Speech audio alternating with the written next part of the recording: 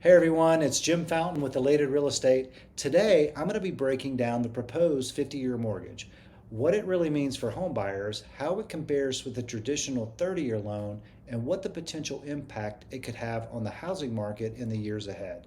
Let's start with the upside. A 50-year mortgage offers lower monthly payments, and that's the main draw. For example, on a $500,000 loan at 6% interest, a 30-year mortgage has a payment of about $2,997 a month, while the 50-year drops that to around $2,632. So that's a difference of roughly $365 every month. I mean, that could help you take that extra vacation or maybe buy a vehicle. That savings can make it easier for some buyers to qualify or simply breathe easier month to month, especially when affordability is such a challenge. But as with most things in finance, what you gain in one area, you often give up in another. That extra 20 years doesn't come for free. It means paying significantly more interest over time and building equity much more slowly. Let's look at how that plays out with real numbers. Check out this graph. After 5 years, the 30-year borrower has already paid down about $34,700, while the 50-year borrower has barely chipped away $9,200 in principal.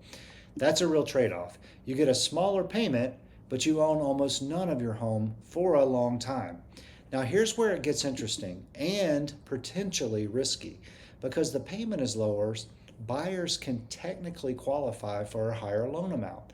Now, that might sound like an opportunity, but it can also encourage overborrowing. Buyers may stretch for a bigger home simply because they qualify for it on paper, not because it's the right financial move. And some lenders might lean into that. After all, the monthly payment still fits the ratios.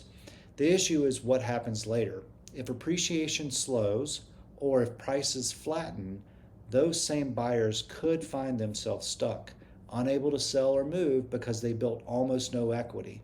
In other words, the 50-year mortgage might solve the affordability problem today, but create a mobility problem tomorrow. It could lead to a market where homeowners are locked into their home and turnovers slows dramatically.